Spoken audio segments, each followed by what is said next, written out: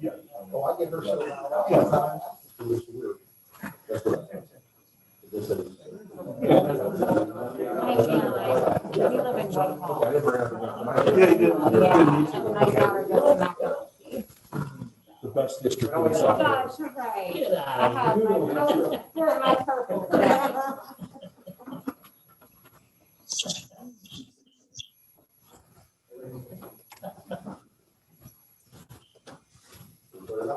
He's going to stop working, that's all. We looked at some houses in the business district, but we landed really. Right, she said she couldn't afford the taxes there. That was a factor. I'm not gonna say. Well, next year.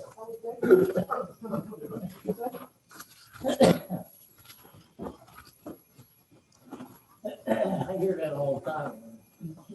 Super, too much money there, so. Particularly Baldwin.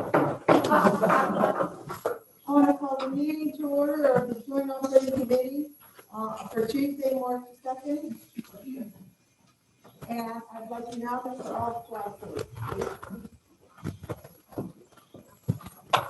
Pledge allegiance to the flag of the United States of America And to the republic for which it stands, one nation under God, indivisible, with liberty and justice for all.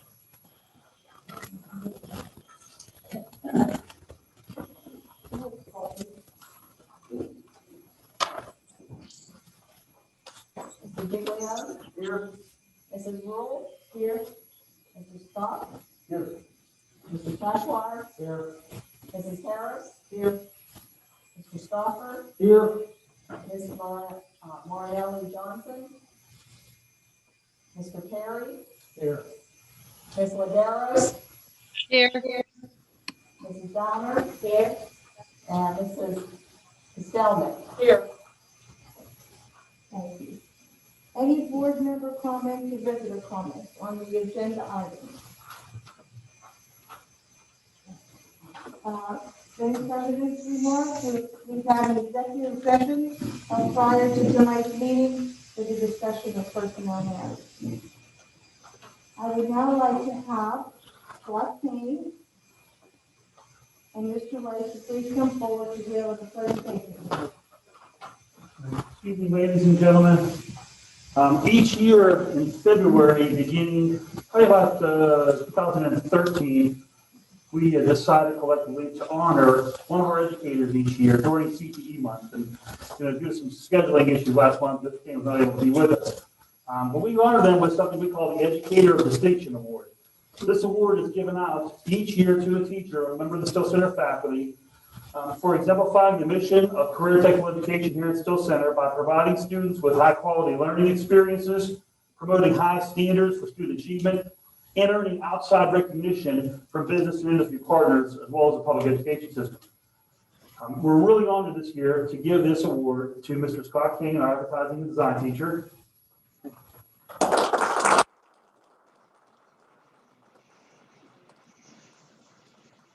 When we were able to secure Mr. King as our advertising and design teacher at Still Center, he came to us from industry. Mr. King is a former student in the program that he's teaching in from South Park School District. He pursued his education at Clarion University after he left Still Center in South Park School District, getting a Bachelor of Arts in Graphic Design. He worked for Clarion as well as CalU, California University of Pennsylvania, as a graphic designer, and we were able to bring him back home here in Still Center. In the time he's joined us since 2014-15 school year, Mr. King's been an exemplary teacher. He's a leader among the teachers. He's very innovative, and he's been tapped to be a mentor teacher for all of our staff, especially in the areas of technology. He's really been a backbone of our faculty. This year in particular, taking on a leadership role with remote teaching. He's one of our instructional leaders, one of our mentor teachers, implementing the Canvas learning management system and all the remote teaching strategies our teachers have had to use this year. One of the areas we give to him in the last year, you may recall, when we were throwing our hands up in the air, we weren't sure how were we going to recognize the graduates from the class of 2020.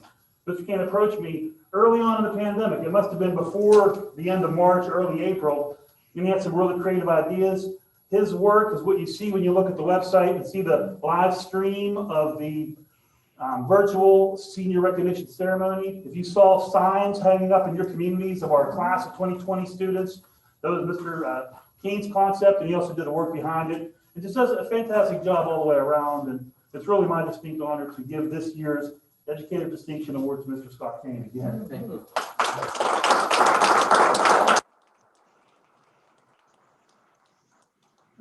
We got a picture with Mrs. Roll, our board president. Thank you. Appreciate it.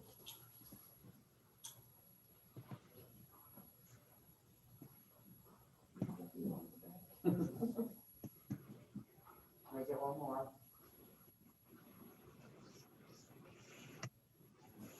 Thank you. Thanks. Have a good night. Thank you. Thank you. He's done great work this year. Yes. Now we're going to have our presentation, audited report. Mark, Good evening, everyone. Hi, I'm Betsy Kreischer. With me is Nikki Walton. Nikki's going to share her screen. We thought it'd be easier doing this virtually on our end if we went through a PowerPoint for you. So while Nikki's getting that together, no, Nikki is nodding no, it's not going to happen. I'm not allowed to share my screen. Okay. The host has disabled screen sharing.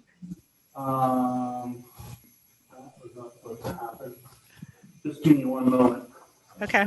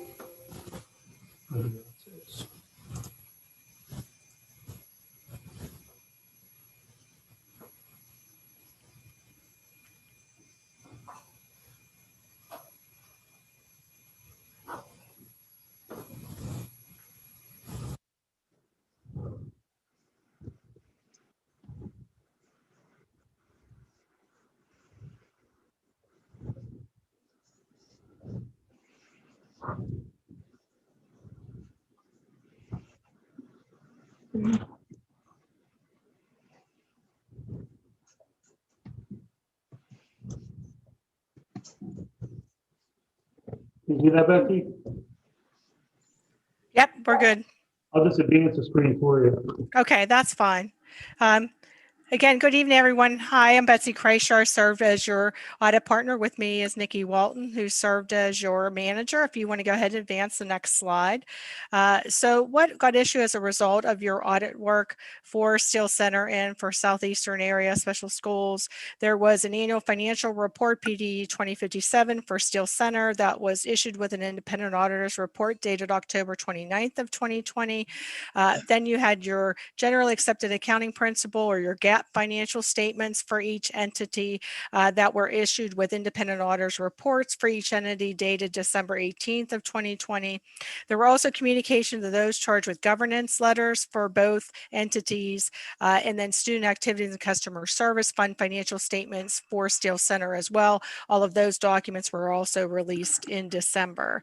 Moving forward there, so what we're going to talk about is the results of the audit. We're going to do that in a couple ways. First of all, I'll tell you that you received an unmodified opinion on the audited financial statements of Steele Center and the audited financial statements of Southeastern Area Special Schools, as well as the audited financial statements for Steele Center student activity and customer service funds prepared on the cash basis of accounting. Again, unmodified opinions as members of the board is what you would want these entities to receive. It's the highest level of assurance that you can get from the audit process. Moving forward, then we're just going to spend on the next slide. It'll tell you we're going to go through the communication of those charged with governance letter for both entities because that hits the highlights about the audit process and the results of the audit. And then Nikki's going to spend just a few minutes hitting the highlights for the audited financial statements themselves for Steele Center and Southeastern Area Special Schools. So moving on to the next slide, to the communication of those charged with governance letter. As I go through these, what I'm going to say is going to apply to both Steele Center and to Southeastern Area Special Schools. If there's anything different between the entities, I'll call that out for you. So the plan, timing, and scope of these audits was consistent with what we communicated to board members back in August when we started our planning work for the audit. For both audits, it was conducted in accordance with auditing standards generally accepted in the U.S. Again, just a reminder, these audits, like any audit conducted in accordance with auditing standards generally accepted in the U.S., is not 100% test of all transactions. So therefore, those independent auditors' reports can't provide you absolute assurance. Again, you got an unmodified opinion, and reasonable is a high level of assurance, but not absolute. Significant accounting policies are described in the first footnotes to the financial statements. Steele Center indicates that you adopted Government Accounting Standards Board Statement 95, which allowed you to postpone the effective dates of certain pieces of authoritative guidance, especially GASB 84 and fiduciary funds. That wouldn't even have applied to Southeastern Area Special Schools, so you won't even see that mentioned in Southeastern's report because nothing would have that's coming down the pike would have applied to them. No accounting policies changed, were adopted or changed for either entity. No transactions to bring to your attention for either entity. Most significant sensitive accounting estimates for Steele Center were the actuarial assumptions related to the other post-employment benefits for Steele Center and their portion of the PSERS plan for their employees, their Steele Center's net pension liability. The reporting of the PSERS net pension liability, the PSERS net OPEB liability, and related items are described in notes 5, 6, and 7 to the financial statements, as well as then you had significant estimates regarding Steele Center's own OPEB plan. We looked at all of the actuarial data that was needed in order to come up with those estimates, found those estimates to be reasonable and fairly stated in relation to the financial statements as a whole. Still, Southeastern Area Special Schools has no particularly sensitive accounting estimates. In terms of disclosures to the financial statements, the most sensitive disclosures for Steele Center were the disclosure of the pension liability in notes 5 and 6, the disclosure of the OPEB liabilities discussed in note 7, and the disclosure related to coronavirus in note 11. Southeastern Area Special Schools only had a sensitive disclosure for coronavirus in note 4. The American Institute of Certified Public Accountants believes that all entities really issuing financial statements either issued during 2020 or for a period ending in 2020, it's going to have some footnote disclosure that says, hey, coronavirus exists. It's a pandemic affecting the whole country. Ultimately, it could affect this entity, but the exact implications to the entity in the future can't be determined. We had no difficulties in planning and performing either audit. Those audits were done mainly remotely, but all the audit evidence needed to render our independent auditor's report was still obtained, and we certainly appreciate everyone's cooperation connected to Steele Center and to Southeastern Area Special Schools to enable us to perform those audit procedures remotely. There were no particular audit adjustments to bring to your attention at all. No misstatements detected as a result of the audit procedures. That would be those corrected and uncorrected misstatements. Moving on to the next slide for the rest of the disclosures there. No disagreements with management about any audit, accounting, or reporting matter. We did get written representation from management where they told us in writing that they agreed with the financial statements, and they told us in writing that they gave us all the information we needed to render our independent auditor's report. Management, to the best of our knowledge, did not go out and consult with other independent accountants because they didn't like what we had to say about a given matter. At no point in this process did anyone come to us and say, hey, you got to look the other way on this. You got to sweep this under the rug. Don't comment on this. No conversations of that type. For both reports, there's required supplementary information that supplements the financial statements that we do not give an opinion on. For both entities, that would be the management's discussion and analysis section that comes before the financial statements themselves. Steele Center also then has pension and OPEB trend information tables in that's required supplementary information that, again, we don't give an audit opinion on. There's also supplementary information in both reports for Steele Center. That's other governmental fund information and agency fund information. For Southeastern Area Special Schools, that supplementary information is a schedule of changes in cash balance. For those supplementary information pages, we do ensure that that information is in accordance with generally accepted accounting principles, that the method of preparing it hasn't changed from the prior year, and that information is appropriate and complete in relation to the audited financial statements. So we do give an in relationship opinion to that supplementary information. Other audit findings or issues, again, for Steele Center, the only thing noted there is that we did issue the student activities and customer service fund reports and the independent auditor's report on the PDE 2057. There was no management letter issued for either entity, so no internal control or other comments. Any questions on that? And otherwise, then I'll turn it over to Nikki to spend just a very few minutes on the highlights of the financial statements. Okay, hearing none, go ahead, Nikki.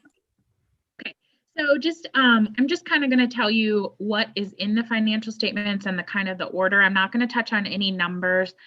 There's nothing in the financial statements number-wise or otherwise to bring to your attention, no red flags, nothing out of the ordinary. So this is just kind of to give you an overview again of where you can find the certain information. Most of it Betsy mentioned in her communications. So again, we are issuing an unmodified opinion on both of these sets of financial statements. That is in the independent auditor's report. That's at the very front of the financial statements. The management's discussion and analysis is then behind the auditor's opinion. And again, this is the required supplementary information that kind of just gives some extra information that management can provide to explain certain variances, budget to actual variances, certain strategic plans that the organization has for going forward. After the management's discussion and analysis is where you can find the audited financial statements. You'll remember, in order for us to issue an unmodified opinion in accordance with GAAP, we do have to make some adjustments to the financial statements to record long-term assets and liabilities. That's what the pension liability and OPEB liability Betsy mentioned. And then, certain long-lived capital assets are also reported on the financial statements. The fund statements are included then after the face of the financial statements. The fund statements is more what you're used to looking at. That doesn't include the long-term assets related to the pension and the fixed assets, depreciation, stuff like that. After those financial statements, you'll find the footnotes to the financial statements, which just cover certain things, bring more attention to the significant financial statement line items. There's several pages of footnotes in Steel Center's report that covers the pension and OPEB and gives you more information on both of those liabilities. Just any significant line items on the statements are further explained throughout the footnotes. Again, that's where you're going to find the coronavirus disclosure about the uncertainty of the pandemic and the impact of the pandemic on organizations and how it's still relatively unknown.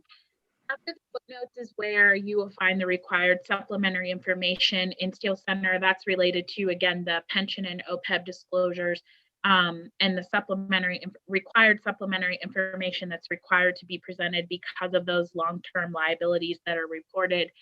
And then after the required supplementary information is the supplementary information that Betsy mentioned is included in both reports. Any questions on the statements themselves or anything else we went over? So our contact information is just on the last slide, and this really brings us to the end of our presentation on these materials, unless again anyone has any particular questions. Otherwise, we do appreciate your time and attention to these matters. We appreciate being able to work with Steel Center and Southeastern Area Special Schools, and thanks to everyone there for their cooperation with the audit process.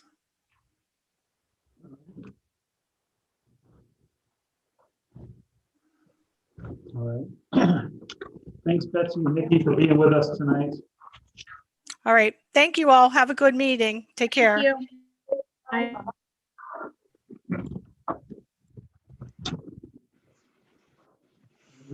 Any pen. As I go highlighter.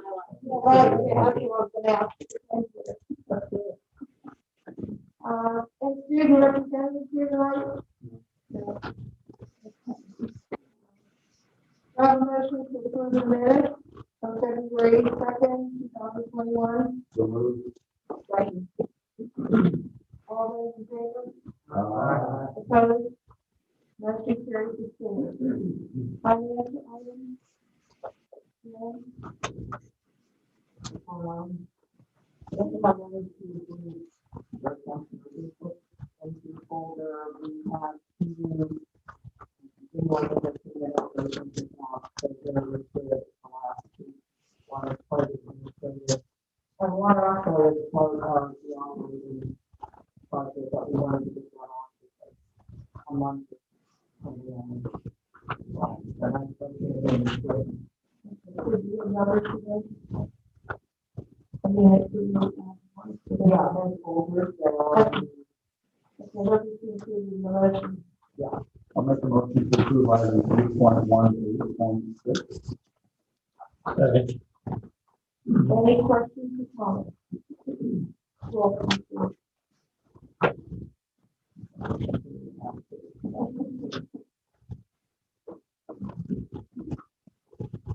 Mrs. Juliana, Yes. Mrs. Fox, Yes. Mr. Cashwire, Yes. Mrs. Harris, yes. Mr. Stopper, Yes. Mr. Perry, Yes. Ms. Laguerre, Yes. Mrs. Downer, yes. Mrs. Pistelnik, Yes. and Mrs. Rule. Yes. Motion carries to stand. Administrative action items? Good evening, ladies and gentlemen. The board recommended the board approve items 9.1.2 through 9.2.1. 9.2.1. So moved. Is there a second? Any questions or comments? Roll call, please. Mrs. Juliana, Mrs. Fox, Yes. Mrs. Cashwire, Yes. Mrs. Harris, yes. Mr. Stopper, Yes. Mr. Perry, Yes. Ms. Laguerre, Yes. Mrs. Downer, yes. Mrs. Pistelnik, and Mrs. Rule. Yes. Motion carries to stand. Facilities? Okay. Much brighter today.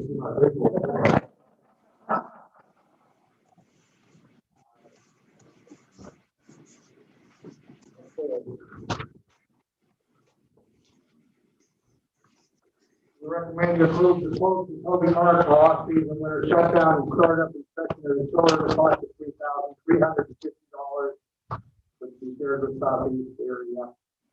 Special quote, the other quote from Bacon was $3,485. And the second proposal is approved the proposal by HHSCR Architects and Engineers, 2018 facilities assessment study. And for future program expansion space and inclusion completed in improvement at a cost of $4,800 plus reimbursable expenses. And that'll be that report later. So, well, so we've invited Matt to join us tonight. We wanted to have any questions. Why don't we do take care of 10.1? I'll make a motion to approve that one, and we can move on to the rest. I made a motion. Any questions or comments? Roll call. Mr. DeLeon? Yes. Mr. Scott? Yes. Cashwire? Yes. Mrs. Harris? Yes. Mr. Stofford? Yes. Mr. Terry? Yes. Ms. Madera? Yes. Mrs. Downer? And Mrs. Costello? Yes. And Mrs. Roll? Yes. Motion carries the same. Next, I'll make the motion for 10.2 so we can discuss it. second, Second. questions or comments? I'll tell you a little background. Dr. West and myself had discussions in the last couple of months, and one of the things, the superintendent meeting maybe in December, there's been a recurring topic of the needs of the building. So, this in part got shelved during the pandemic. We started making traction last year, meeting with all the business managers in January. But we're settled back in the school year as best we can. We wanted to get this back on the table to address all the infrastructure issues. We met with Matt a week or so ago and went over the updates that have happened since the study was done before. Made some other changes to it and explained, just the needs of the school, and conversating with Matt about speed on the new programs that we're implementing and the spaces that we allocate for those new programs, and those kinds of things. So at this point, it's my desire to push forward, move forward with a plan to offer you at some point in the next probably 5-6 months some options and choices regarding what can be done to renovate our building. And ultimately, it's going to be a heavy lift. There's a lot of implications to that, cost to it. But this would be the starting point of that process that would hopefully put in front of you somewhere about August for then you would scope the project to select from, and then we'd have to go forward with the process and have the board approve it. So that's kind of what puts us on the agenda this month. I wanted to kind of use that background, especially as a couple of middle board members to make an argument with Matt and some of the issues that have with the facility. So, yeah, that's a good explanation. Really what the focus is going to be is just updating where we left off in 2018. Relook at it, the work that's completed, phase why, the board, the roof on the power house. Internally, they've done some things with lighting, what have you. It's still outstanding, still need to be addressed. The air handlers that are originally still on. The piping that we all know that we're going to do in here. Didn't have X-rays, it would be terrible to replace the fees over there.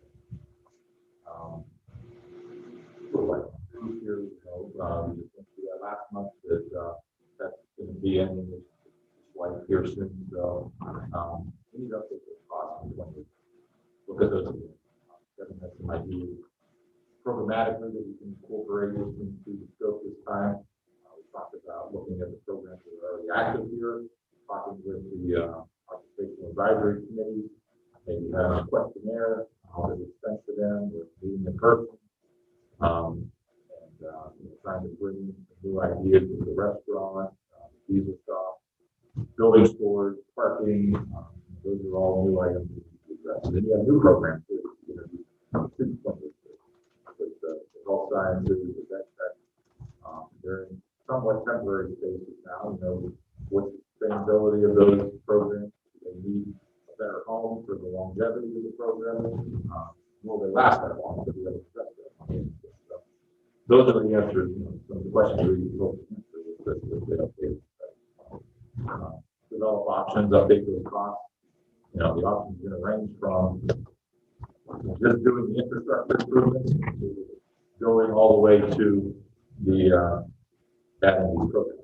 So, if we all set a timeline, and we look at trying to get this study before the early summer, the goal here is to try to make a decision on some option and set up the funding for it. We're really looking at scope of work that will occur the summer of the next year. We're already in 2022 with construction and depending upon the size of the scope, it might fail into the 2023. I guess Rich was talking there, but our focus is just still that the purpose of the study. So we wanted to study the Mon Valley. Yeah, I mean, there's really nothing to change. One of the things that is the problem here is the programming side is kind of where we left off last time. Where you have a lot of the operational side taken care of, but the programming side is where I think we were on hold for a long time waiting for that. For this bill, that's correct. And we went ahead and did, the reimagine study, we looked at all the labor market data, that's what resulted in those 3 new programs. And, as Matt said, we went around and building some of the spaces that we have set up for those programs.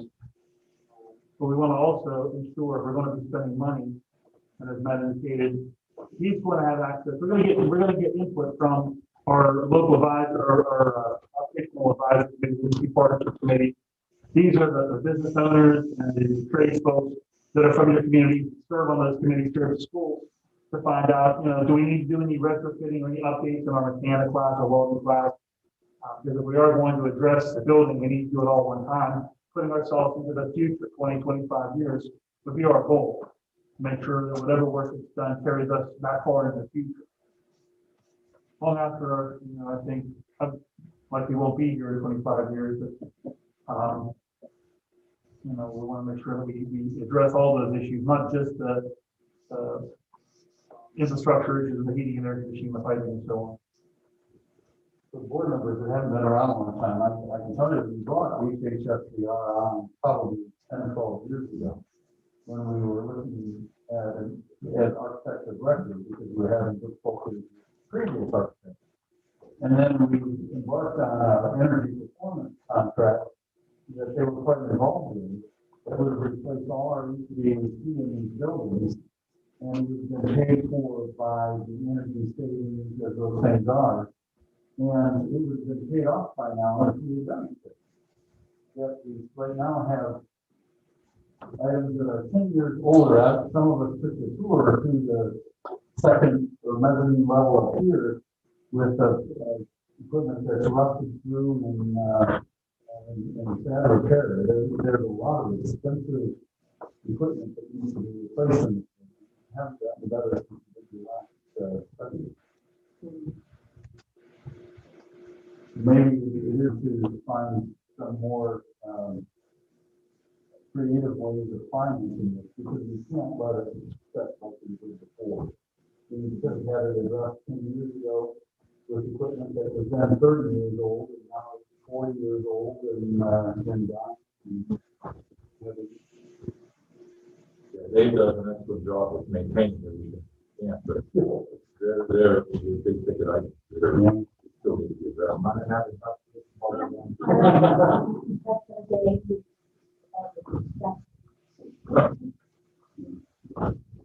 Well, one thing that we do, we have to rebuild the air unit, the heat only unit in the diesel shop. It costs approximately $10,000, right? And we put oil in it, $5,000, new gas, and bearings and all that. And the unit is probably $20,000, and we still have the same old box. It's just, that's where we're at today is parts are just extremely hard to find for 40-year-old units. We're down now to, sure, we can get this gas, but it's going to be custom made. We have to much more to what up. think the key will be, and Kevin referenced a little earlier that about a year ago, we did bring the PFM, and just because our district has experience with them as a financial management, finances, point of view. So we can just come up with a great plan, and we can't figure out a way to pay for it and what that looks like, then we're all, then it's kind of a futile exercise, because the challenges for most districts are facing is how do you manage your debt or borrowing back home? Dr. mentioned a little bit earlier about the per pupil cost, and no one's looking to pay more than you have to, but in the same sense, the things have to be done. You can't let the building fall, especially if it's not habitable. So how do we manage that? How do we put together a long-term financing debt solution that makes sense? That makes sense to Claire, makes sense to Paul, makes sense to everybody. We come to this table with very different needs, demographically, financial, and everything in between. So that's going to be the real challenge. And Maddie, your proposal before, your plan was excellent. I think it's imperative on myself and Mr. Wright to really work with you to get you the information that you need to put together a comprehensive plan and then present it back to the board. I mean, nothing to slam dunk. I said that to the people that on Friday. It's not like we're proceeding fast forward ahead here. But in the sense, they got their eyes on everyone's got to do it. Everyone wants to build this or update that or whatever. As far as cost back at home.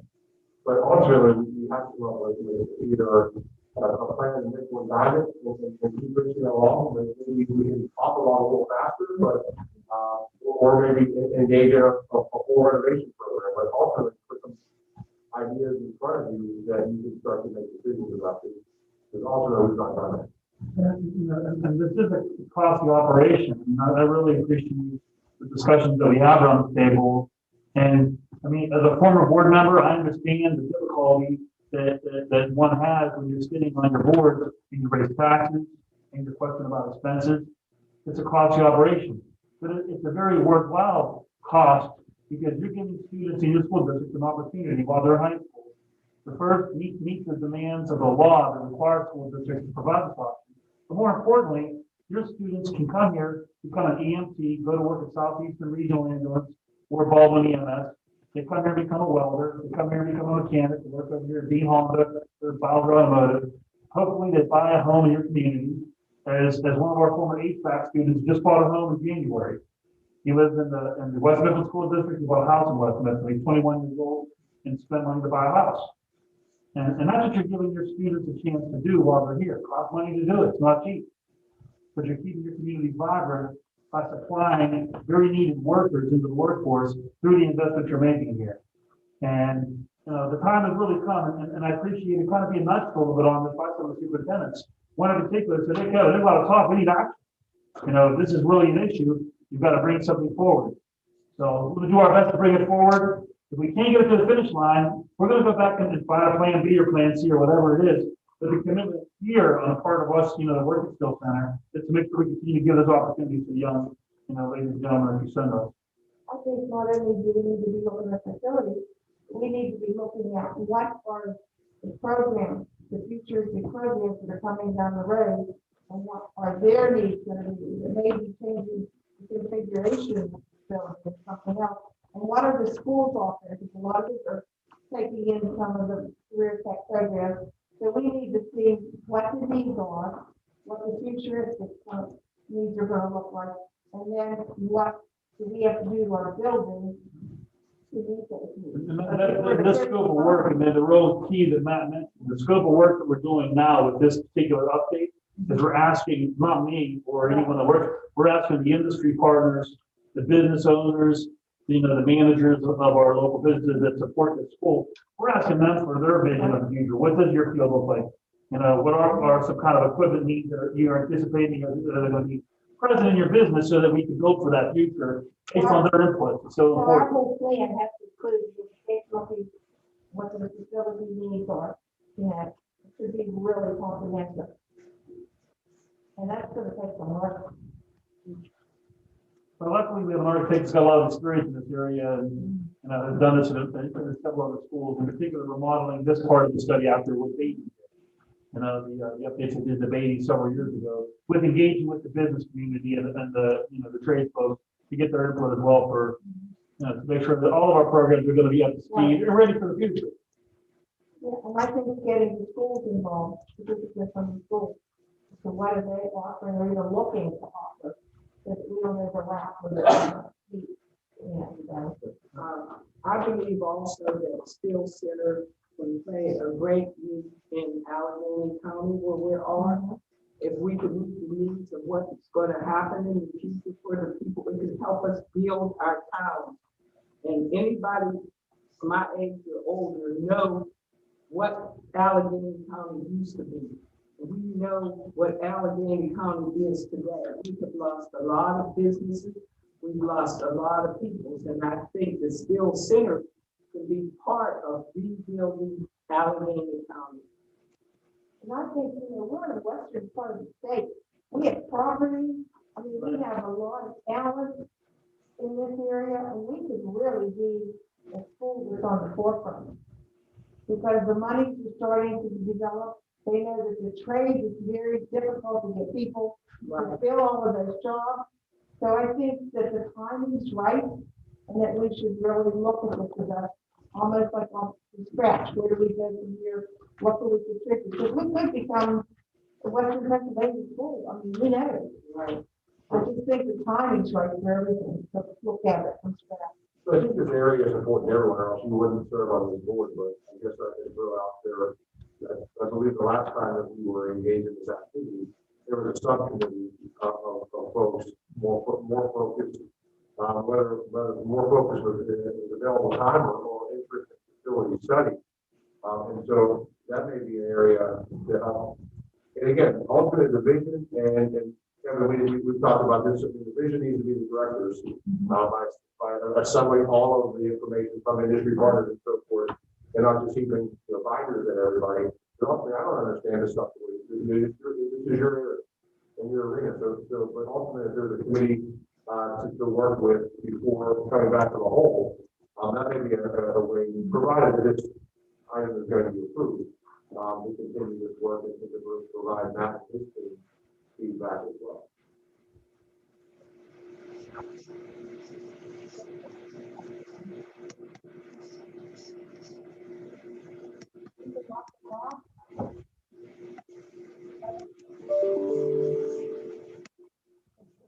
Thank you, Matt. We look forward.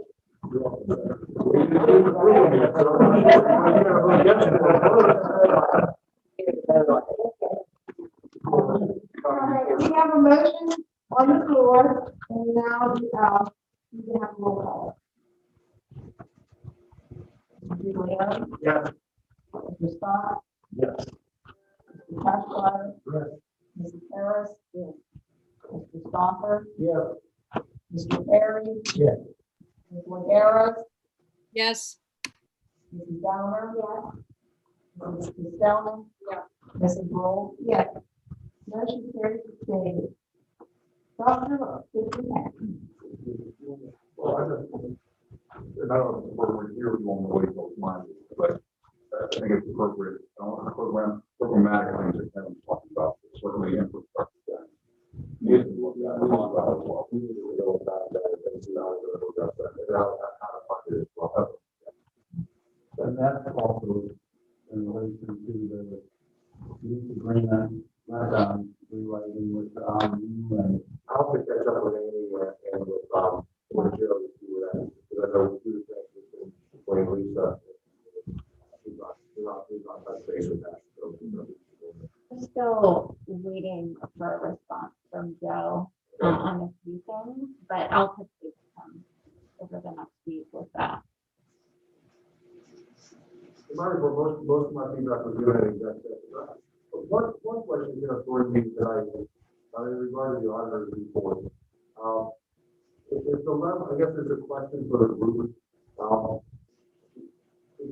The information was very good. The information was not necessarily that specific about numbers. Did anyone else feel, and there's not a criticism of Mary Dugal, it's just those reports lacking specificity in numbers, so as far as account, it was very general about it. You're the exact same report for the IU. At the last meeting. I did it in our district too. And you know what, it's like, if they don't put you to sleep, you know, one minute.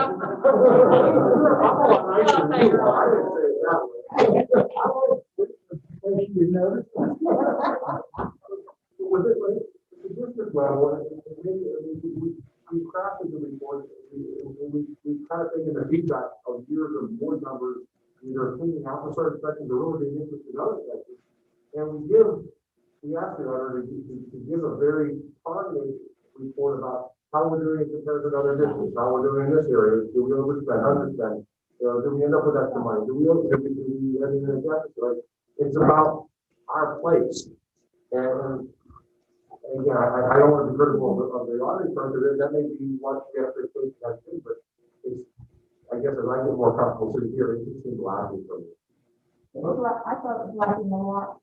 I think I really wanted some figures too. I wanted to know actually where do we stand, how we were compared to last year. Yeah, I mean, what about the express on the AIU? I mean, I didn't hear anything about it. So with your permission and guidance, I will, next year before we get into, because I'm very removed from the process. I'm not sign off, but I'm very removed from the process.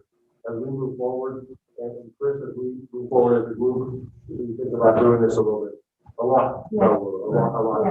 I'm glad to hear that everyone else on, I thought it was just me. You know, I almost want to say to those people after they talk for like 15 to 20 minutes, what did you say? What the hell was that?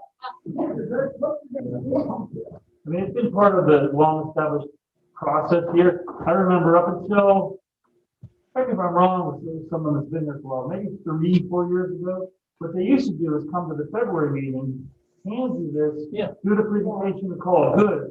And I remember, you know, I think it was probably about the time that Bob left and Judy came here. We at least wanted to give board members an opportunity to take a month and look at it if you want to look at it. You know, there's a lot of information in here for the untrained eye, it could be confusing, but you know, we at least wanted to give you that opportunity to look at it instead of having to accept the same night that you're handed it. But I definitely agree with Dr. Lutz. I mean, part of it is they're the auditor for the IU. We just followed suit because they were managing the financial service agreement. We just kind of followed suit with that. But if we're going to be moving in a different direction, I would be very happy to work, take the direction of Dr. Lutz, work with Chris. The only part of the thing about our vehicle, they used to come here and give the highlighter and tag. Now it's virtual, you can get the highlighter and tag. I might be tempted to put the best to see if we can get some of the Pasmonic. Well, the issue years ago, is you would come back and tell us all the things we were doing wrong. Because we had a lot of financially getting things set up. I mean, it is nice having an auditor's report that's so boring because there are no findings. I mean, you don't want those findings. And, yeah, but there is a lot, I mean, I did read the reports and I didn't find anything in terms of me, to give you all that financial money, but you have to know how to read a financial report to get anything out of it. And they could do a lot more. They really, literally could have had it pre-recorded.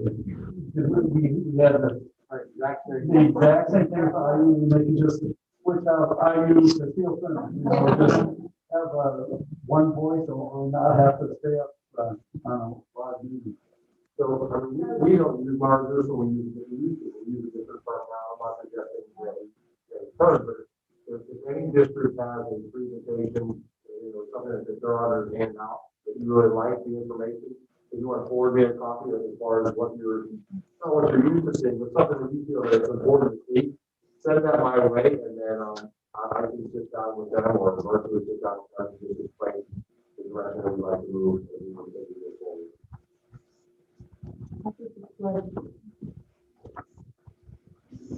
You want to add anything else after this? That's all, thank you. Okay.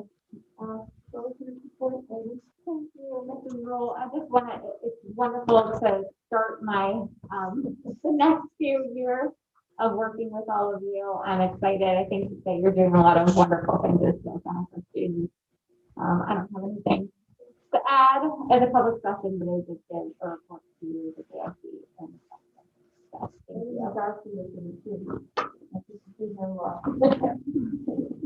Thank you. Any information? Yeah, I just want to underscore a couple things from the JC brief that was sent out last week. And the one thing I do want to draw attention to is the last couple of pages. You know, it's been something, we put targeted efforts in the last couple of years to improve the amount of contact and input we get from business and industry. So our, what used to be called local advisory committee, now called the executive advisory council, has 4 subcommittees, and they're meeting monthly. And so we have representatives on there from the Greater Pittsburgh Automobile Dealers Association, the Mon Valley Initiative, Allegheny Health Network, Baldwin EMS, the Association of Board Contractors, Western Pennsylvania. You can read the list on there. But these folks have given us actively input on the 4 subtopics that the committees were formed around: are safety, security, diversity and equity, alternative funding. We've got some folks that have nonprofit backgrounds, and they want to try and find ways to help advise them with funding from outside sources. And then the last one is our strategic planning committee, which will serve as the community representative for our comp plan, which is due November 30th of this year. But I just wanted to point that out, you know, that information. We included it in this month's JSC brief to give you that, you know, the feedback and ideas coming from the committee. And then, you know, the regular information that you would normally expect in the JSC brief are updates to our recruiting and scheduling plan. It's gone pretty well. You saw in the last month the release of all of our videos, the 3D tours. You know, we're getting a lot of good feedback from that. We're working closely with the districts.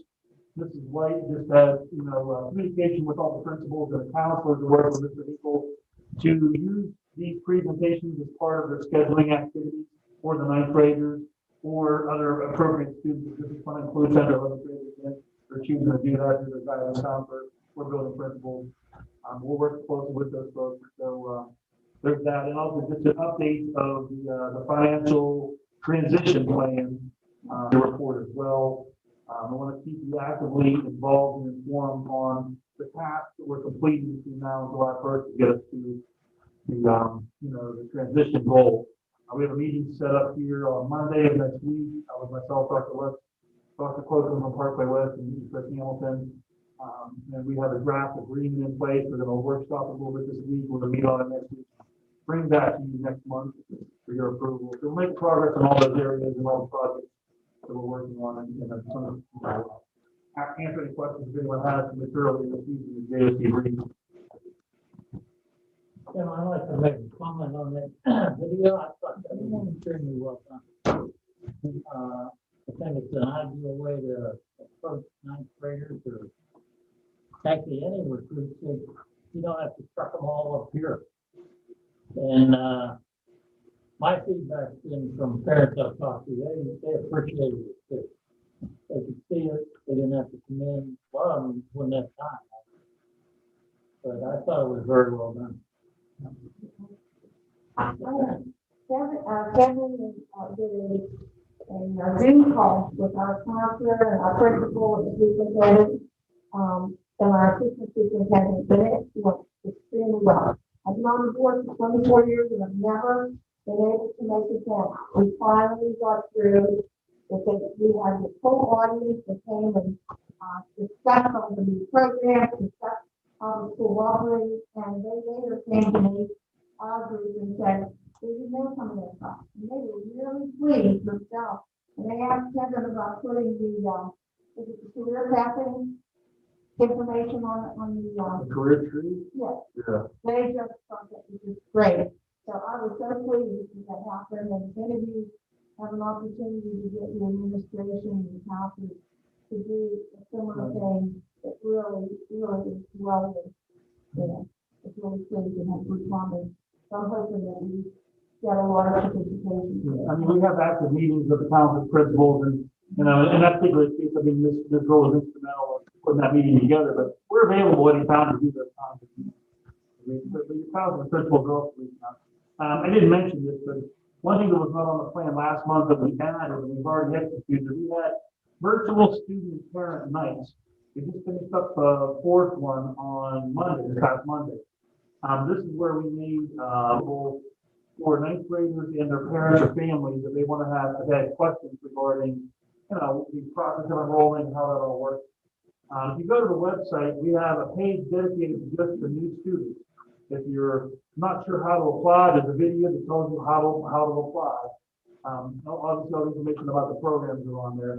And then the other thing that's important this year is we opened up a page that the districts have access to records here. So your counselors, your principals, they go into this interchange of information. They can look up your students, their students' attendance, their grades, things like that from the school center account. But also for the new students applying, you know, because the applications are all going to be done online this year. They're not, normally we send out paper copies, the guidance counselors have to fill it out, and they send us back paper copies. Now the student or family originates the application from their home, and the information goes to us and to your high school guidance counselor and principal. So the counselor principal are still ultimately have to make sure that that student is eligible, that their credits are right, or whatever. I mean, they've got to make this final scheduling decision. But it's all being done online this year. There's, you know, I mentioned a couple pages if you really want to look at it. Please go to our website and give me a call, walk you through it. But all this things, like our counselor says, this pandemic in some ways is helping us take some steps forward and making things more streamlined, and that's some example of how. Even once this goes away, we think that process will stay, as well as the videos and some of the other stuff.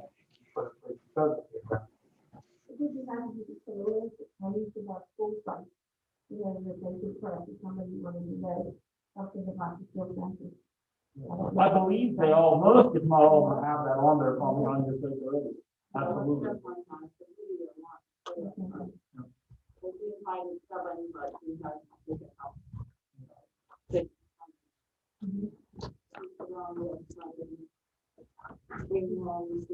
Dr. Lutz, anytime you invite me to talk, I'm showing up. Right, Dr. Lutz? No? They have cancel already. They told me. Anything else? I had my board view the video last month, and it went over very well. Also, I passed along all the brochures we got, and they were very impressed with the quality of that and how well presented it was. Gary Topolog's on board, he's a patent firm. He asked us, he loved the logo. He asked us that for trademark. The logo? The logo. Yes. Yeah, when we did the rebranding, we had, Kramer put us through the copyright trademark process. Good, because he said that we should have, based on what he knew about that. So I was pleased to hear all the board's comments about that.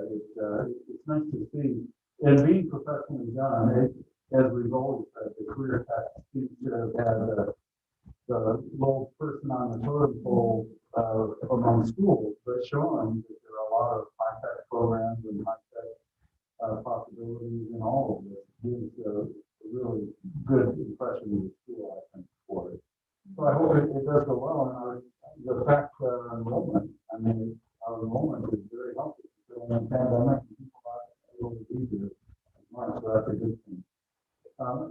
Last month, too, just I had raised a question about the failures of the, and had asked that there be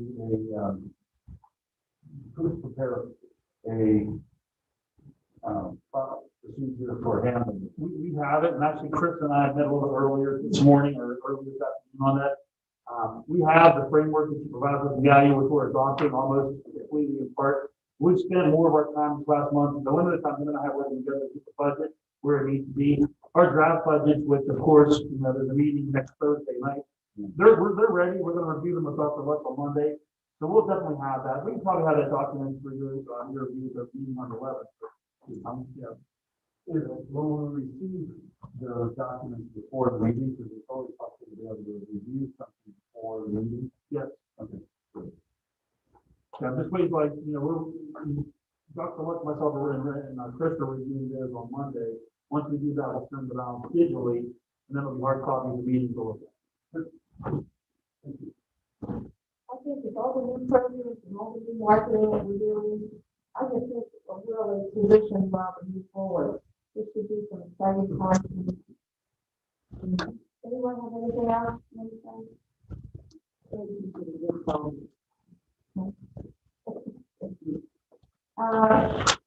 Motion to adjourn? So move. Second. All those in favor? Uh, Ayes have it. Motion Anyone need a break? It's gonna be a long meeting, you never know.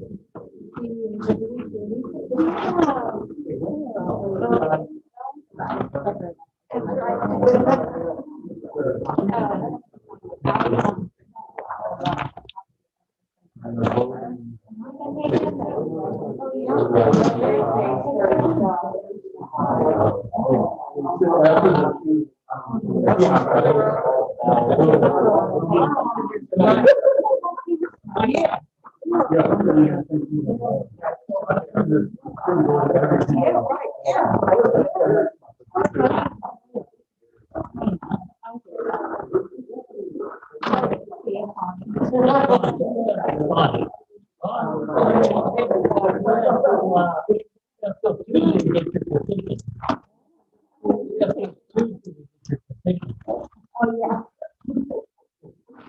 Yeah, I think you should go for Thursday. Yeah. I wonder if I didn't have to run and be beat up.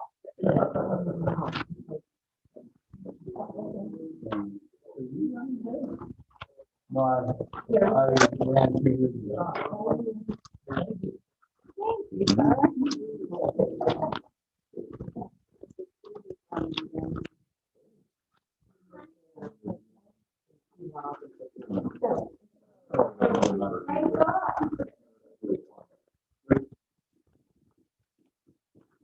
Are we ready?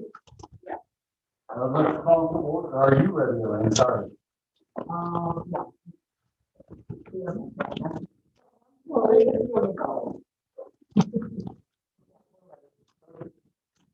I'd like to call to order the area special school district agenda meeting for Tuesday, March 2nd. Can we have a roll call, please?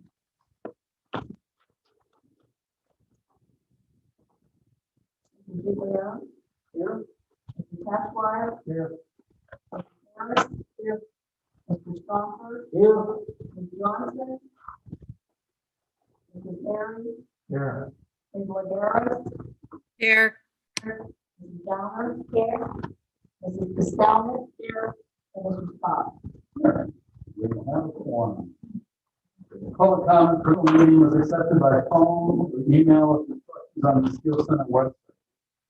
Were there any, questions? Public agenda was made available on the website, and there were 0 comments submitted. I have no remarks other than to thank the Skill Center for the excellent food once again. Under minutes, I need approval of the minutes from February 2, 2021. I have a motion. Okay, by Cashwire, seconded by Mr. Perry. Comments or corrections? All in favor, say aye. Aye. Opposed? Motion carried. Should we ask Mara Ducal if they want to come back? This replay was recorded. Okay, yeah, all right, we won't do that.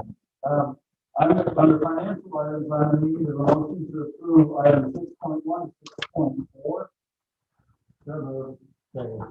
Motion by Mr. Cashwire, second by Mr. Perry. Questions or comments on those items? I just wanted to say that we did add one more thing for approval that's in your folders, the last item from downtown. Item that was approved, that's still pending what we are. Yeah. All right, can we have a roll call, please? Mr. Leon. Yes. Cashwire. Yes. Mrs. Harris. Yes. Mr. Stopper. Yes. Mr. Perry. Yes. Ms. Ladera. Yes. Mrs. Downer. Yes. Mrs. Costello. Yes. And Mrs. Scott. Yes. Motion carries. We move on to the principal's report. Dr. Bell. Several things. I just passed out this proposal from IES. Several weeks ago, the alarm company called us, and they are not giving signal to the fire alarm off and on. It'll go up for 12 hours, or it'll go up for a day. Usually having to do with rain, which has to do with the same phone line underneath the road on the front road. So they came out to look at it again. They sent us this morning, and I sent it to Lane and asked to get it on there, but they're proposing that we put a wireless system in that the fire alarm to it at a cost of about $21. So I'm bringing it up in front of the board now to see how we want to proceed with that. Is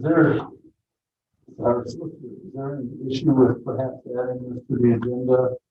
Or it seems to me like this is an emergency item, because we need the fire alarm to continually do it. Yeah, no, you can add it Okay. if you're satisfied with the information here.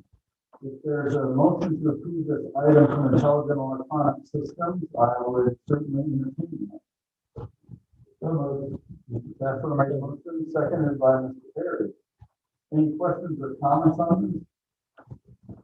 I have a question. Why can't we get the line fixed? We tried to use This has been going on for a decade. more. I mean, the fire alarm, the box actually sits in my office. And anytime it rains, this box alarm goes off. It'll go off 30 times a day. And it's because there's a short in the line underneath this one river. So the phone company basically says, not our issue. We can't go up there on Terrible Street. It's been an ongoing debacle. What I comment on this is it's really not an opposition to the expense. It's clarity and I'll go back to the solicitor. On the face of it, it very much looks like a facility issue, which is an ownership issue, but also without a clarified lease that took place. This is one of those things that just adds to the confusion as to who pays for what. And without essentially rent being paid, then that leaves this board on the hook for many expenses from a building program side. And it needs to be done. There's no question about that. So please don't take my comments and anything negative way, but it just adds to, I think, just the ongoing confusion that is the ownership, lease, leaseholder, lease.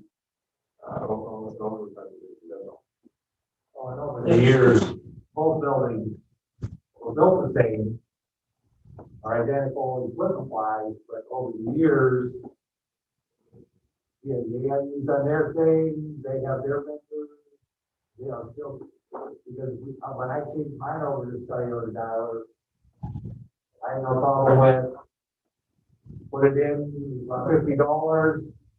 They told me they said we may want to change your coverage from we wanted the system now.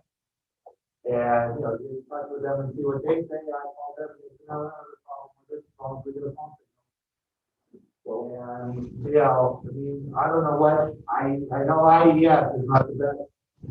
As far as their report, like that. I just got this yesterday. Yeah. I'm not happy to go get quotes for that kind of fire alarm.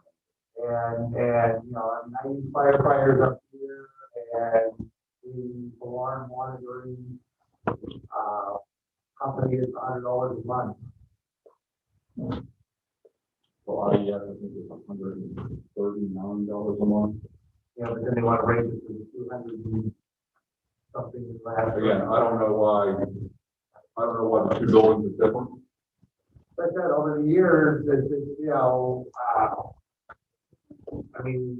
for me to even go down is difficult because I'm used to so much working with the stuff here, and I go down there and it's a different scenario. Well, is there an advantage for saying that there is from the system that's in place down there, the matter that's in place here, without people realizing that there is? Well, probably what would happen is if you put that fire alarm system out for bid. What that consists of is using your fire extinguisher, testing your alarm system, any repairs that need to be made. I mean, anybody can work on anybody's system. In fact, they're all basically the same system. Well, what happens is, whenever they change down there, that's who got the job was IBS. And they just kept selling them a maintenance agreement all these years, and that's why they're there. The IES owns the hard line. Correct. But firefighter is in the fire picture. Well, they check the hood, But IES supposedly, they come in and do your fire inspection, they come in and run the sirens and check. And that's a package that you buy, it's usually a 3-year, 5-year contract. And they probably have just put that out there, the initial. And that must be paid by the IE. It's on this. I don't remember the monitoring, do we have monitoring costs? Ours comes in, it's like $100 a month here.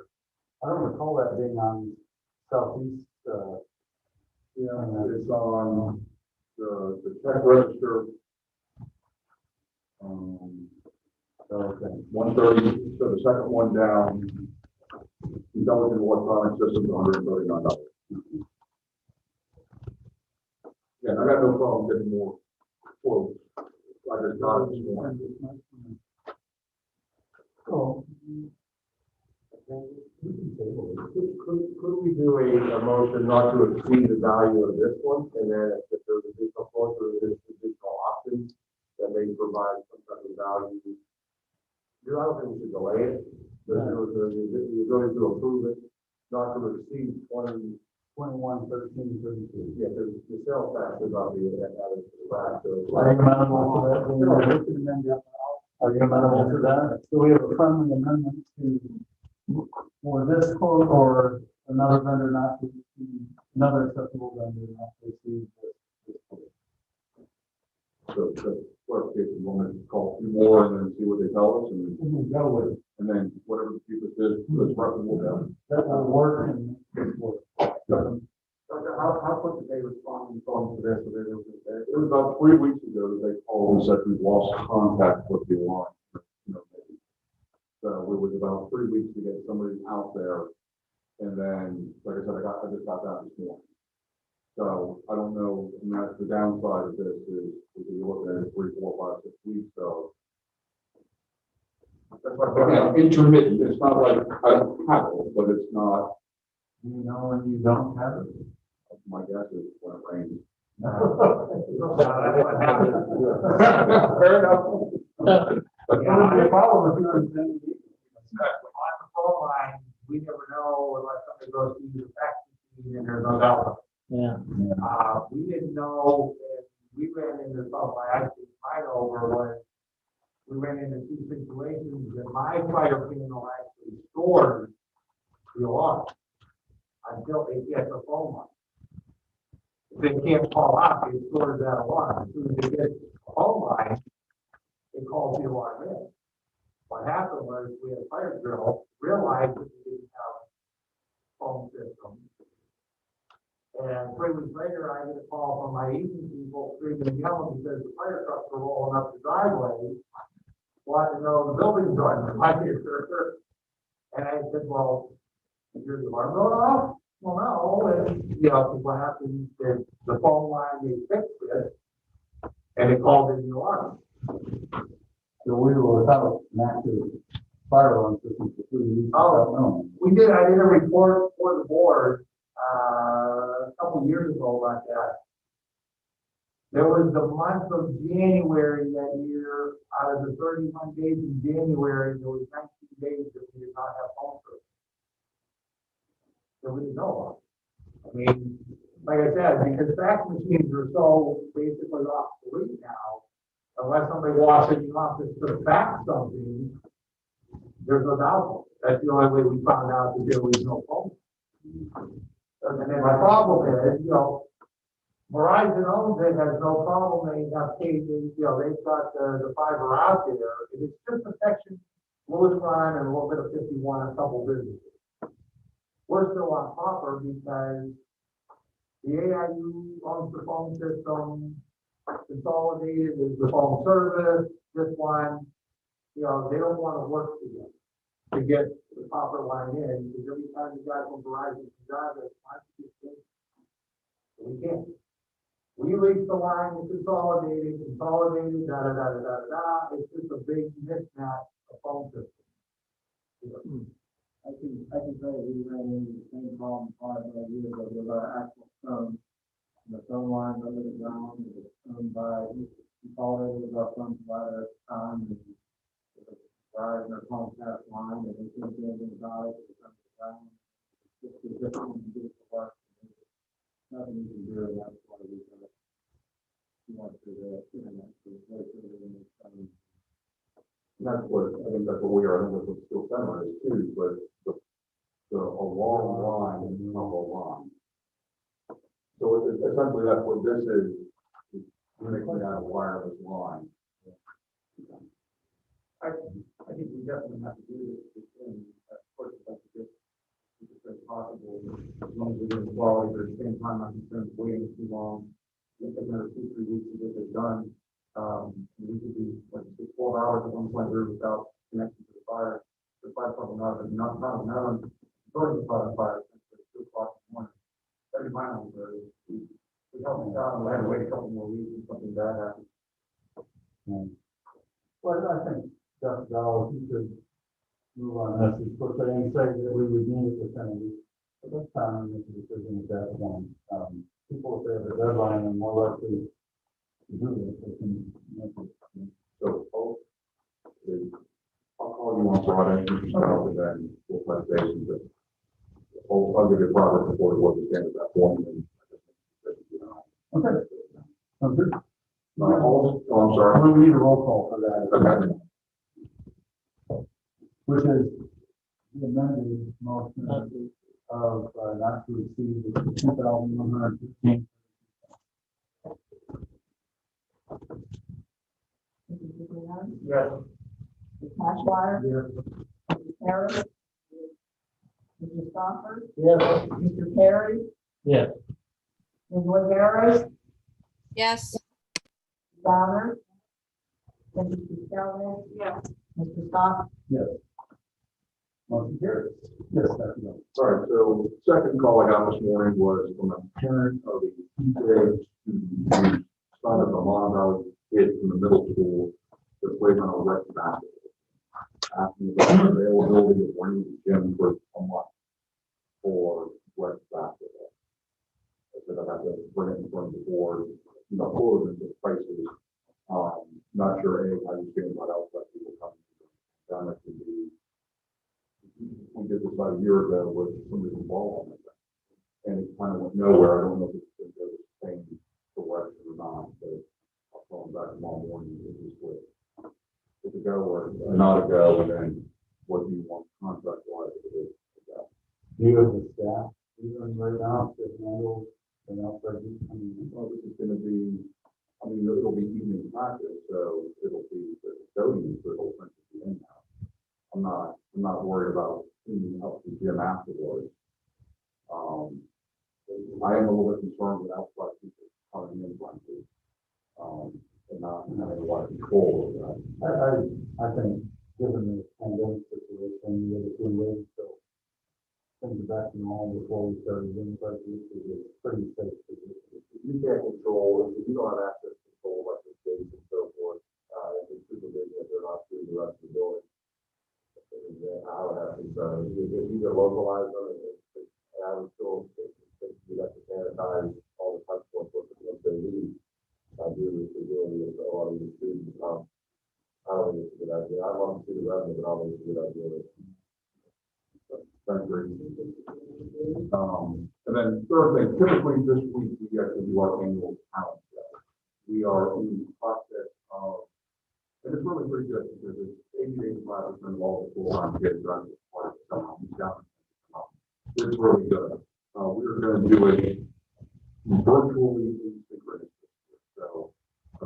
kids who are coming in with that, putting it all together, that classes that are going to put together and make like a video out of it. Hopefully we are done probably within 2 or 3 weeks, and if that's the case, I will get you a copy of that then for the next quarter. And that's all for purpose support. Thank you. On the facility, we have an item which is approved under the Steel Center, which also needs to be approved by this board. The preventative maintenance service agreement, if I could have a motion for approval of that. Second by Mr. Perry. Any comments or questions on that? Roll call, please. Mrs. Giglio? Yes. Mr. Cashwire? Yes. Mr. Harris? Yes. Mr. Stofford? Yes. Mr. Perry? Yes. Ms. Ladera? Yes. Mrs. Bowers? Yes. Mrs. Costello? Yes. Mr. Scott? Yes. Motion carries. Mr. Hall, is there anything else in the facility you need to bring in? Okay, I ordered the light bulb for Mon Valley School today. Probably A lot of light bulbs. All right. I have a lot of extra lights if you guys want. I'll take one out. All right, that was the intermediate unit. We have Dr. Palmero here, who's the Assistant Executive Director for Special Education. Welcome, Dr. Palmero. Do you have a report for us this evening? Good. Hello. Sorry about that. I had a frog in my throat. It's good to be here this evening and to be seen, as well as to see everybody who is at Still Center physically, as well as those individuals who are online.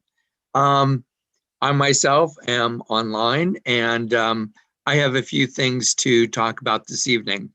One of the things that I think is worth mentioning is that the students at the Mon Valley School participated in a project last week that was a collaboration between the intermediate unit, the Penguins Foundation, and Chick-fil-A. Through the efforts of the Penguins Foundation and Chick-fil-A, there has been much recognition of the fact that our teachers and our students have been working very hard under challenging circumstances that we recognize that are facing any school entity in light of what's happening with COVID. And to incentivize both the teachers and the students, Chick-fil-A, in partnership with the Penn's Foundation, did an event last Wednesday in which they hosted, for the benefit of all of our staff, a staff breakfast, which included from Chick-fil-A a chicken biscuit and fruit cup for all employees for breakfast. And in the afternoon, they had provided to our staff and students a Chick-fil-A sandwich, as well as a prize package for the students and staff to take home as well. More so than the food and the prize package was an exciting time for the students when the Chick-fil-A cow showed up at 1:30 and toured the school. And it was quite an event. So if you want to see photos of what had happened, there are a couple places you can find them. Certainly, you can go to the Mon Valley Twitter feed and tune into the Twitter feed and see some of the photos. You can also access the photos through the Pittsburgh Penguins Foundation, as well as through some media coverage that we got, including the Post-Gazette. So I think it was a fun event and certainly lifted a lot of people's spirits. Another thing that I would like to take a moment out and talk about is the fact that as a faculty, we are facing what we call the realities of COVID compensatory services. We had arguably understood the ramifications of closing our schools almost a year ago to this date. It was on the afternoon of March 13th that Governor Wolf first announced to us that our schools were going to be temporarily closing during the remaining quarter of the 2019-20 school year. At the time when Governor Wolf first made that announcement, it was only to be a temporary closure of 2 weeks. But as we know, we didn't return for the remainder of that school year. And so all instruction ended up being remote for our students. And it was during that remote phase that we were particularly concerned about whether or not students with disabilities, including the students that attended the Mon Valley School, as well as students that would be in your own home school districts, we were particularly interested in finding out, was there any educational regression due to the impact of remote instruction?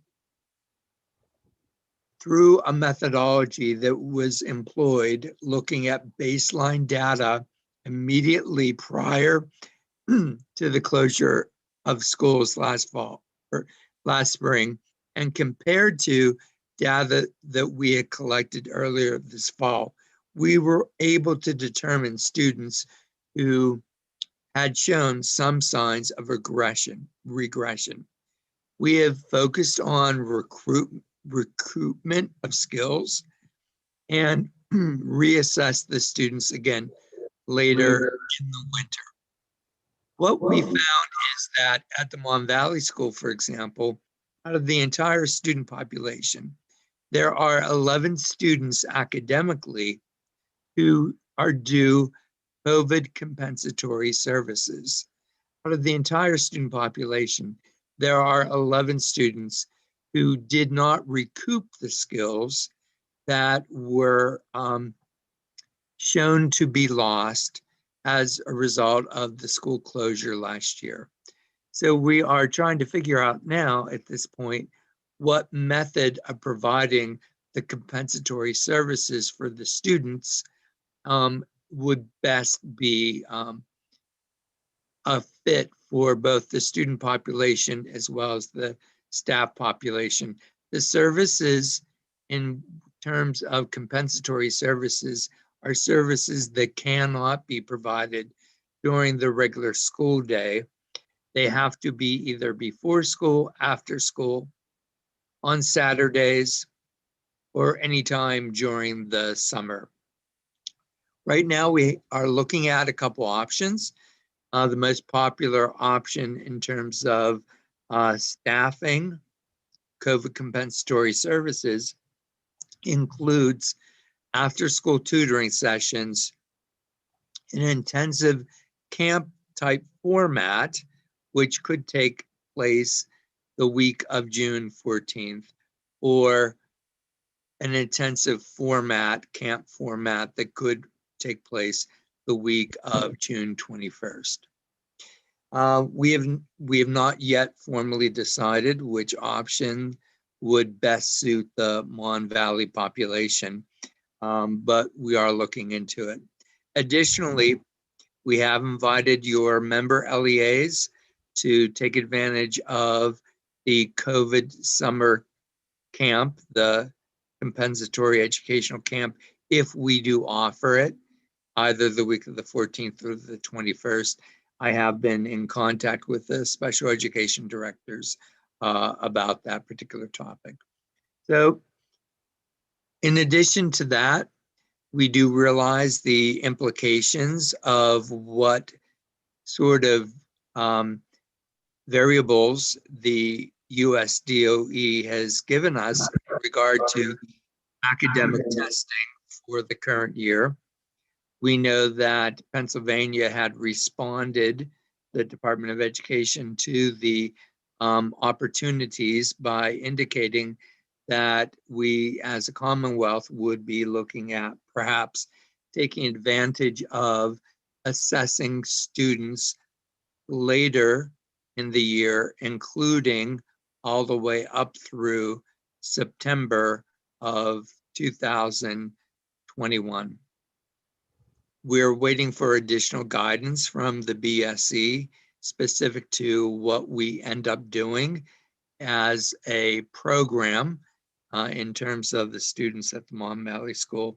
But certainly we do have all of our students otherwise appropriately registered if they are qualifying to take the PA alternate assessment, the PASA, as well as the PSSAs or Keystone exams for accountability.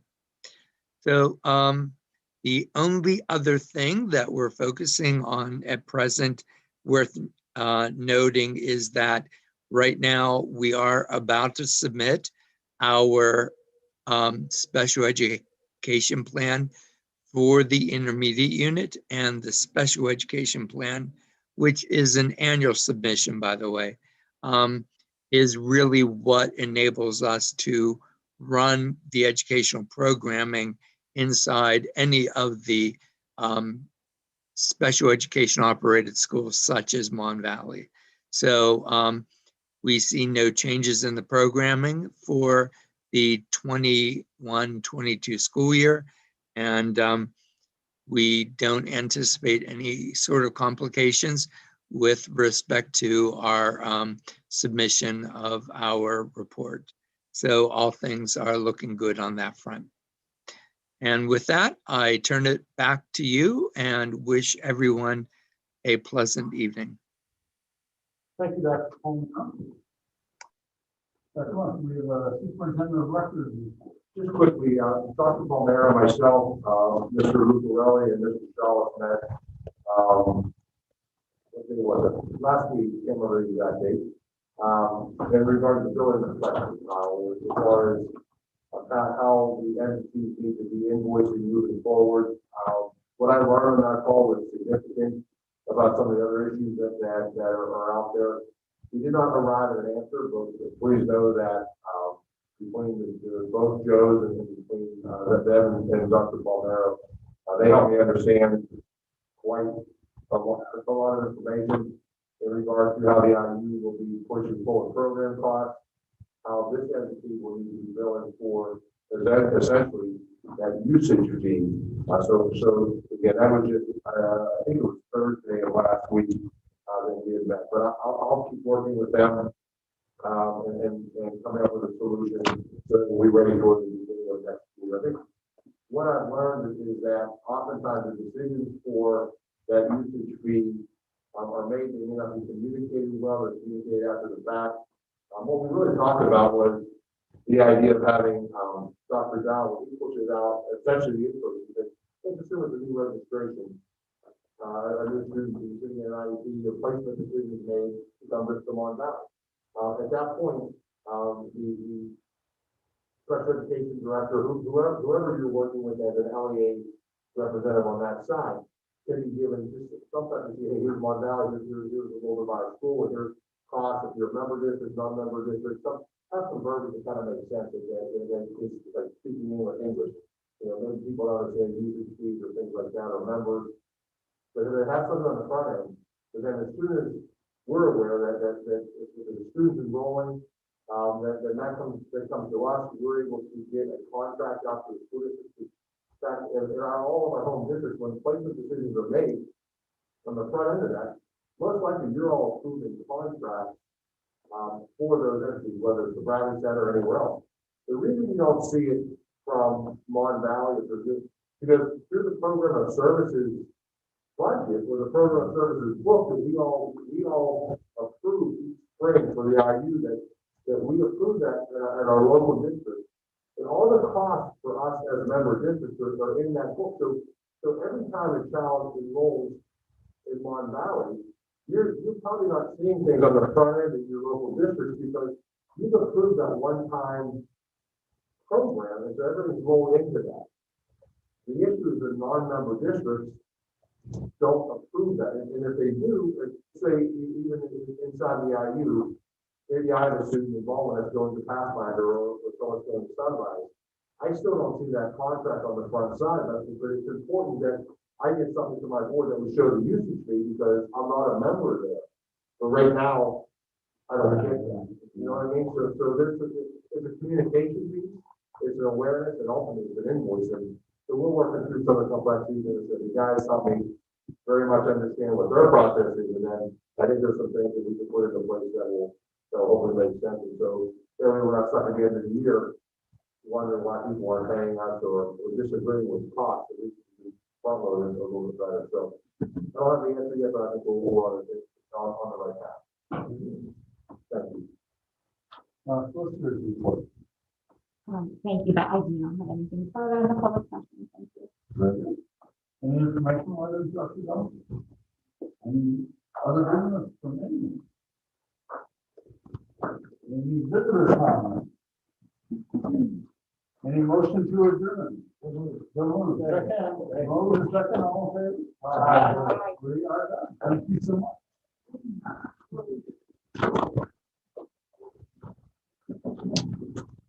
Thank you, everyone.